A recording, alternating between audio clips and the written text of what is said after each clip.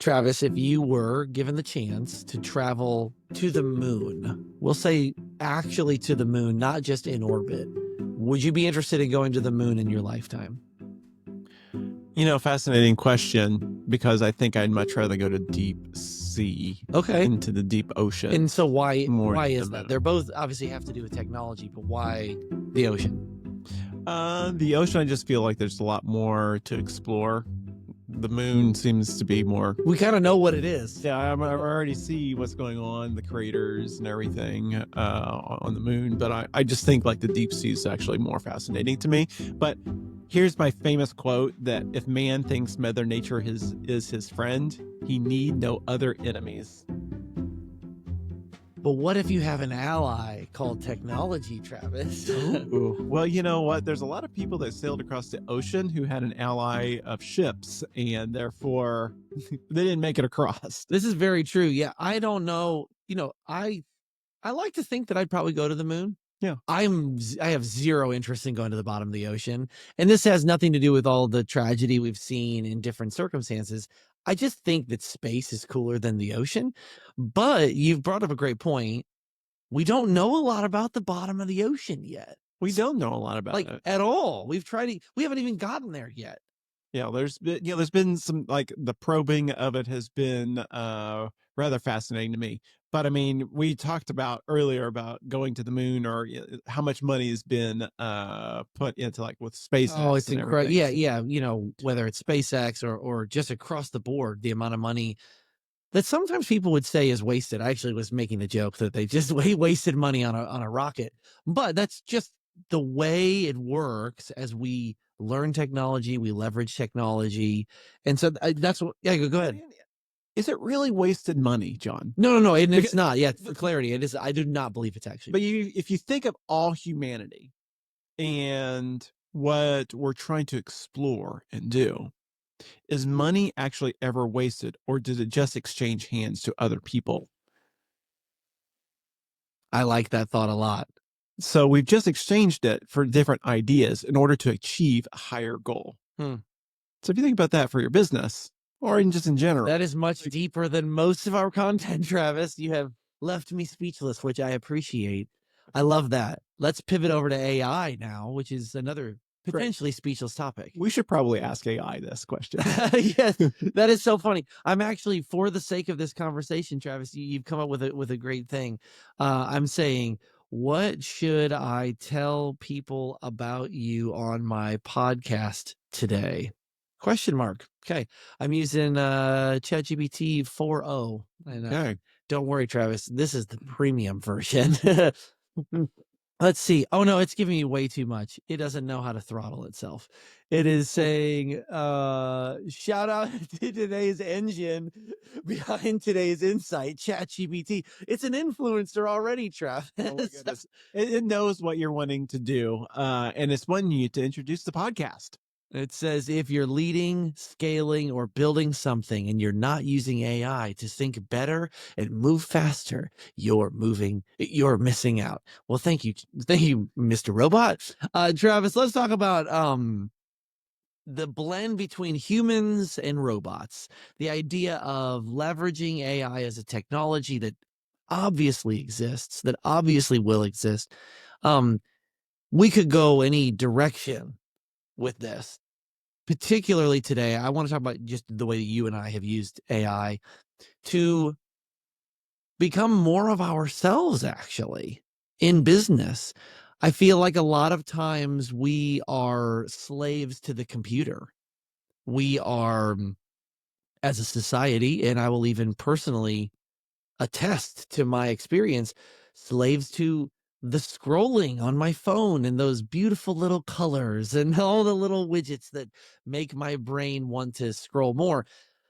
And the way that we think AI is going to take over more, and maybe, but so far you and I have found some really cool human ways of experiencing AI. Yeah, can I give you a couple examples? Yeah, So I take was this wherever you want. yeah. Humans and AI together is a fascinating topic. Well, this is I want to leave you guys with some new tips and tricks on how to use chat. Either I'm just going to use Chat GPT for the Great. example of Yep. today. So if you're not using that, you can use a number of the ones, but the ones I'm going to be using, for example, is 4.0 and 3.0 in Chat GPT. We've got the paid subscription model for it.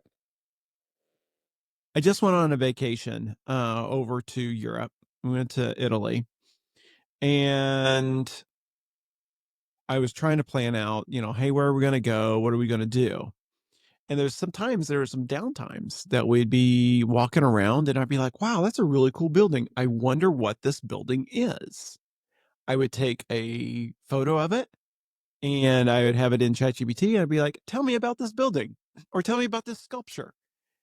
And lo and behold, tells me everything about what's happening to this building, the sculpture, who made it, and then also things that are around.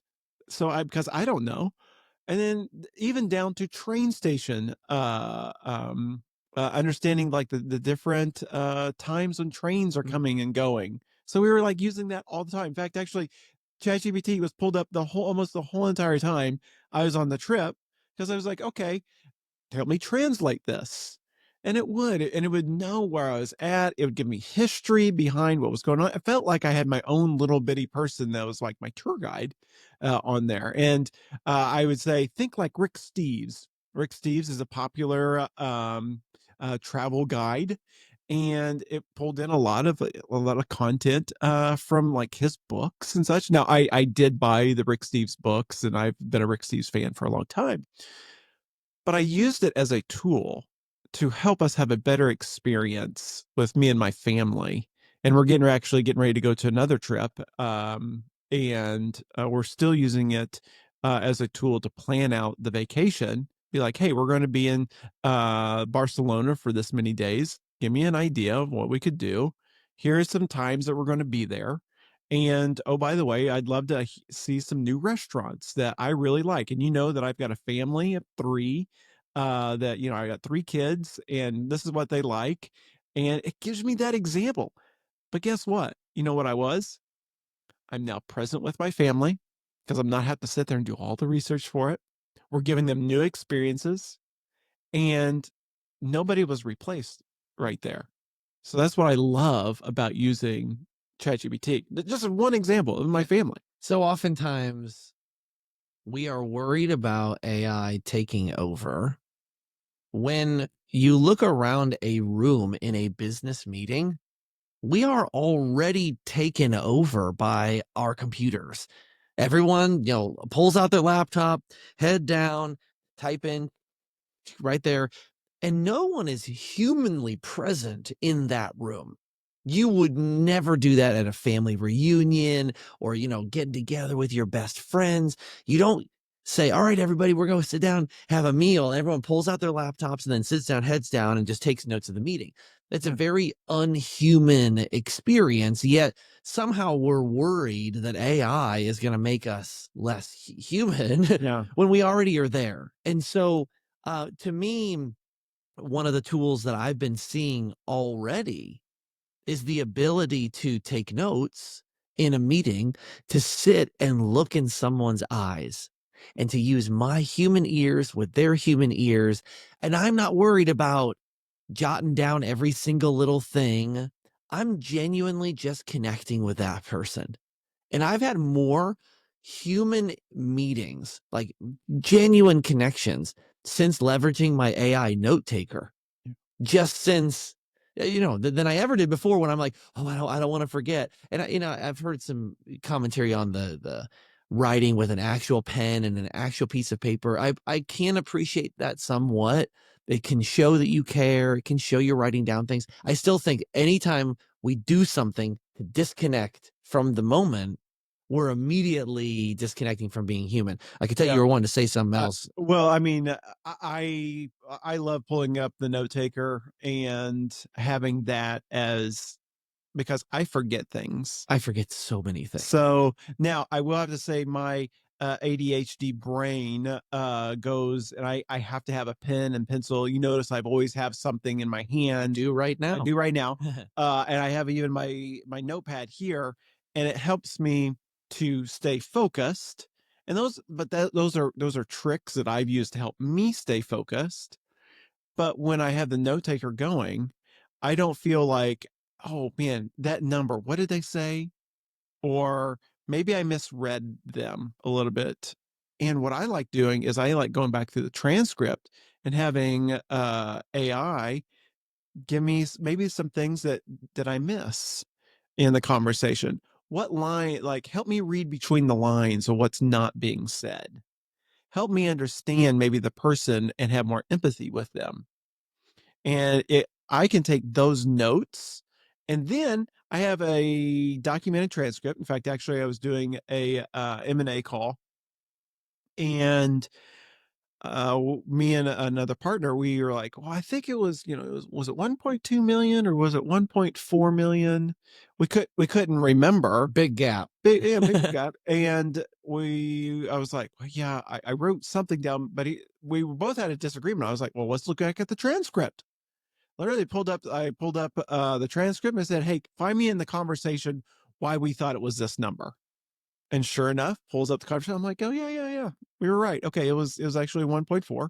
And so it was great. We moved on. I didn't have to sit there and think about and mentally always remember every number of every detail. I could be present with the people, ask them about them, make a real human connection, like what we used to do. We'd sit down and have coffees, and we would be able to have meaningful, like, understand who they're about, what they're trying to accomplish, instead of, I need to have all the facts down right away so I can put this in a dossier and then send it on. Yeah, Lex Friedman has a quote where he says that AI is not about replacing humans, it's about empowering them to focus on what matters: connection, creativity, and care. And it is very caring to make sure that someone is heard in what they said. We are not that great at hearing everything that someone says, even down to not necessarily what's between the lines, even, but just literally what they say. Most of the time, our brains will hear one thing and start running off with that one thing. And then we miss the next few things they say, just the way the human brain works in order to, stay connected. And so I love the idea that you are able to review conversations, have notes to make sure that we can take care of people by saying, "Hey, you were heard," and then getting into agreement. Yeah, the way that I've been able to implement this is some summaries on meetings where I can then sit down with my robot, is what I always call it. I always call it my robot. I sit down with my robot and I just talk through the meeting afterward and say, "Hey, these are my thoughts on the meeting. This is what I want to make sure and highlight. This is what I heard that was my favorite things that I heard. But here is also all of the other summary and the transcripts of things. Make sure that I'm not missing something, because I'm not perfect. And thankfully, this helps me to be able to see where my gaps are.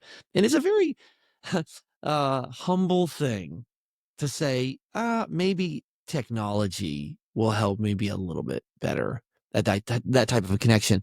Let's talk about the concept of disruptive tasks in the human workflow. So as I mentioned, I have the hypothesis that AI actually helps us to be more human and not less. We have this weird spot in technology, the technological revolution, where we have now become slaves to these shiny things with buttons and slides and all these things. Right now, there was a survey that was done. About 2,000 employees cited that they had 53 disruptive tasks per week that accounted for around 3.5 hours of productive time. Now, what does that actually mean? That means that I'm doing something that I'm doing well, but then there's a task that I have to do that disrupts the core focus of what I'm trying to accomplish as the employee, as the team member.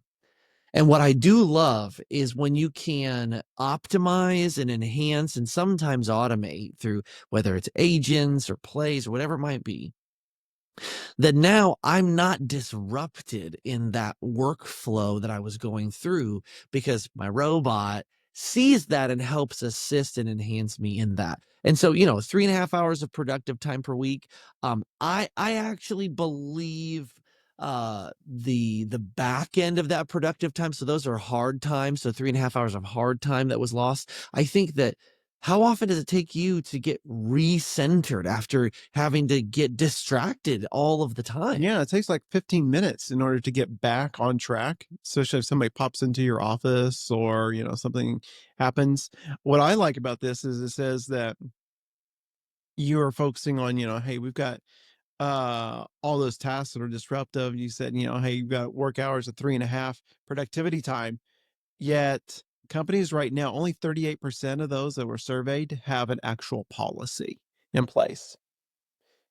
And I remember when we're working as a team, I'm like, if you don't have ChatGPT or one of these AI like pulled up on your desktop right now, then we've got a problem because there's all kinds of ways that you can use it in your everyday task, whether it's, hey, quickly help rewrite an email, hey, help, find the tone of this new content. Even now, you can have it where you can analyze creative pieces. Say, give us some best practices, maybe better call to action. What can we test out with these pieces just by uploading the PDF and helping them give good tips and tricks with it. Now, I want to caution us, John, and this is interesting that there was a recent experiment done at MIT found that people using ChatGPT excessive lowered brain activity and critical thinking as they remember. So remember less, they remembered less and felt less ownership of projects. Mm. Now, I will have to say, I will be guilty. I've been guilty of this myself. I've been working on a project. I'm like, oh yeah, I'm not as emotionally like attached to it. If I know that there's quite a bit already, like ChatGPT has already written quite a bit of it there. So you have to have that balance of that still critical thinking skills. Just like if you don't exercise a muscle, you're going to have apathy, and we want to make sure that we're exercising those Yeah, muscles. that's the biggest problem with AI right now. People go there for answers. Yep. Don't go there. Period. That's not going to solve your business problems. Not going to come up with the next name of your campaign. Yep. That it's not the answer.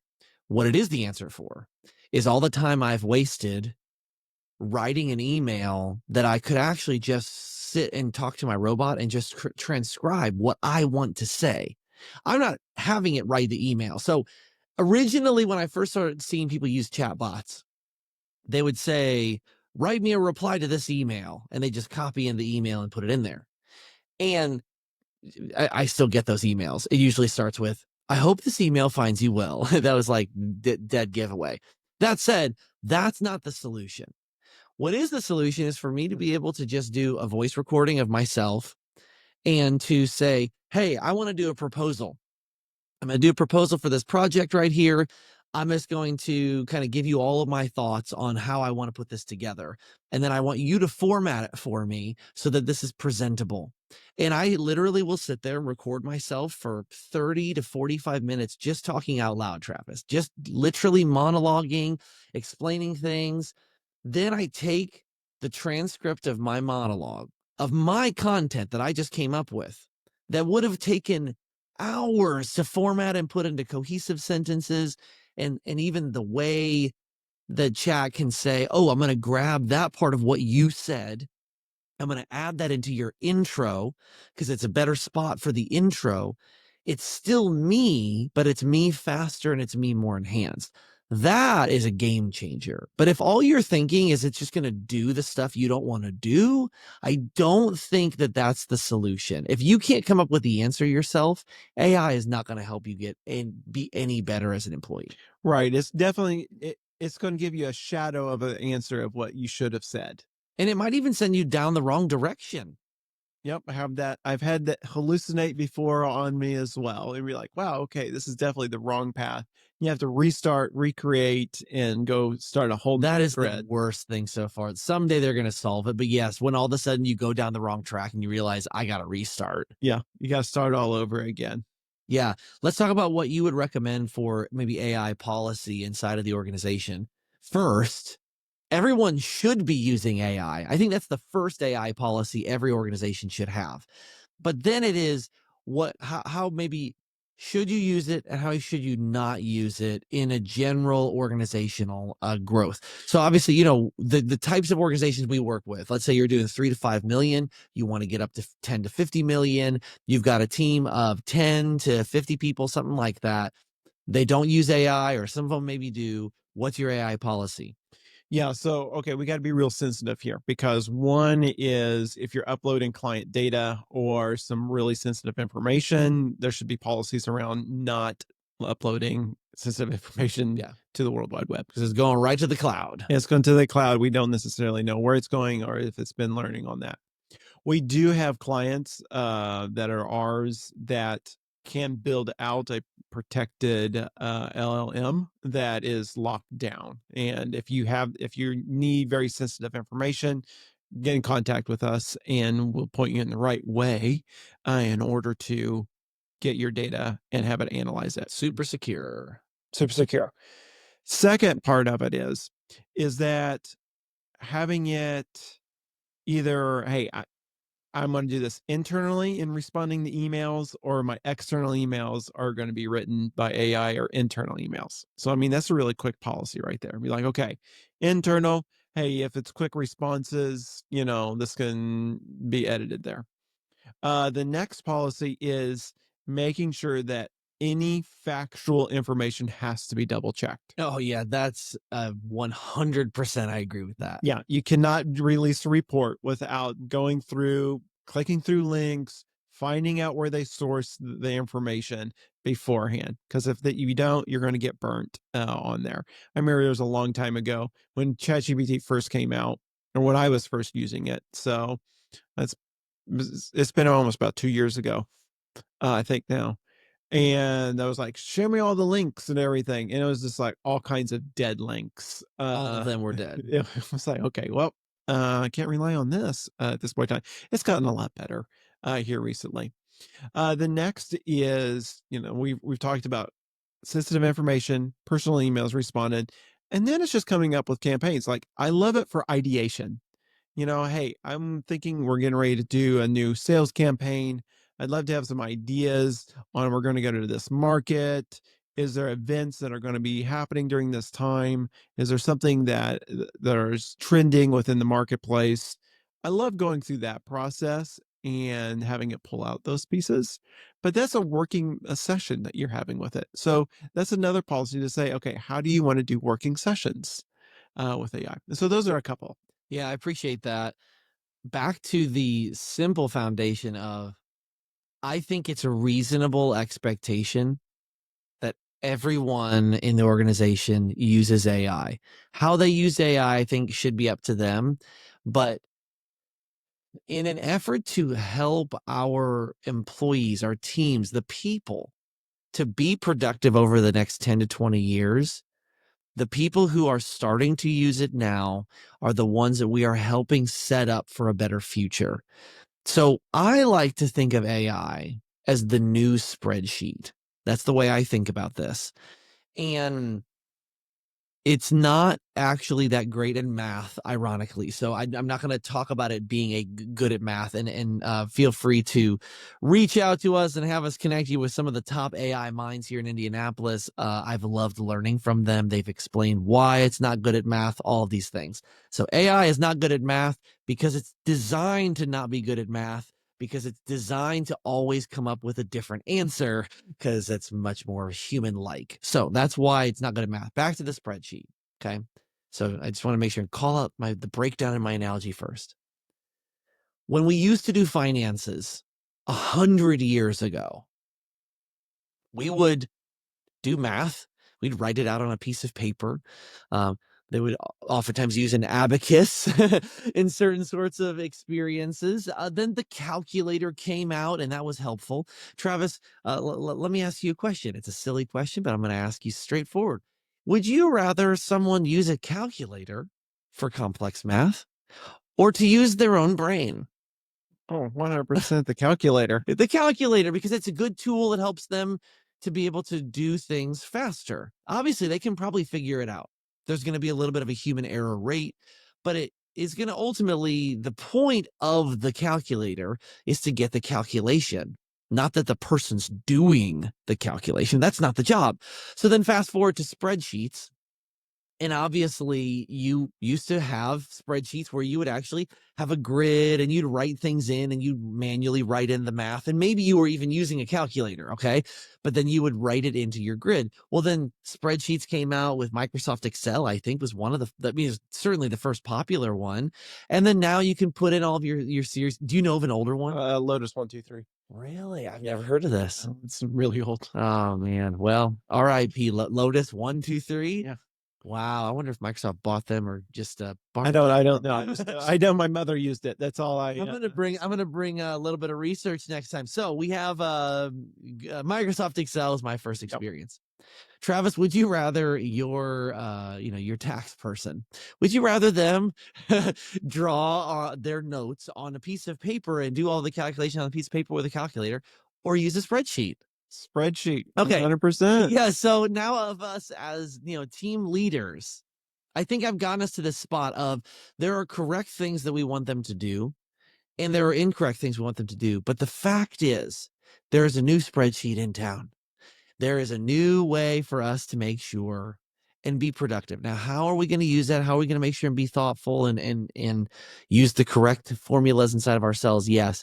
But if you're not using AI in some capacity, you are still trying to do math without a calculator, trying to do, spreadsheet work without a Microsoft Excel. And so I want to just encourage people when it comes to productivity, work with your team, be in front of this. Don't be, people are going to use it. And then if you don't get a policy in place, you do risk the liability of not managing that well.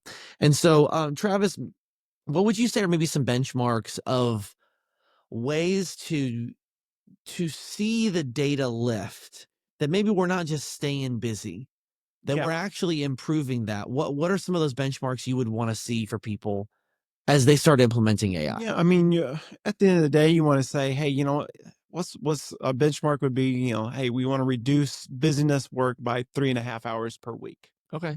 So, hey, I am not summarizing meeting notes any longer. I have my bot be able to summarize those. I can respond to emails faster, about 3.5 hours. But the goal is to reduce at least an hour per week in 3 months. So those are some really good productive times. And then you think about this is that there's like meaningful work. There's about an 80% to 20% busy work to 80% creativity work. So you want to think about, okay, we want to be able to take and be creative, but we don't want to take that other 20%. We want to let AI work through that.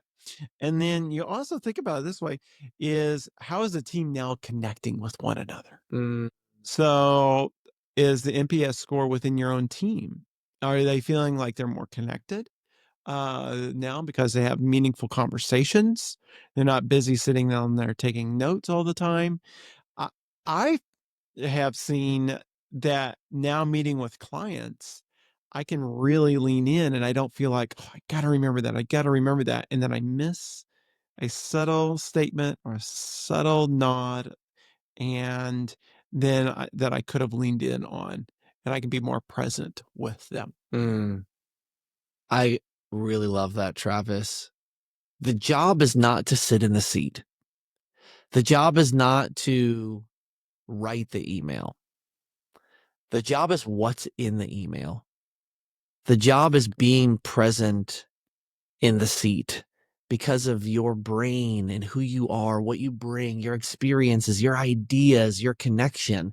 And that is what I do love about AI so far that I've seen it, is that I'm able to change someone's perception of what they do.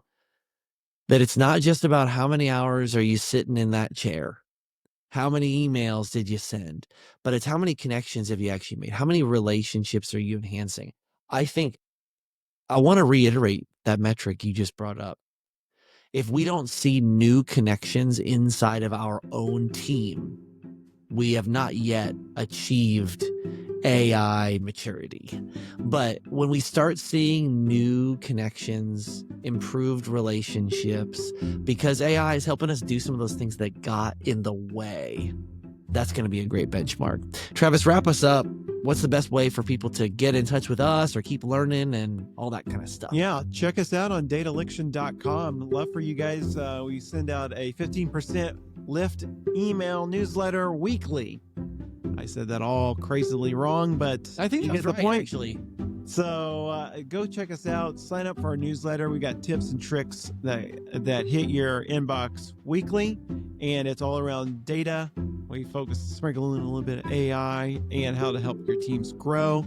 And this has been the Data Liction Podcast. I'm Travis. And I am John. Thanks for listening.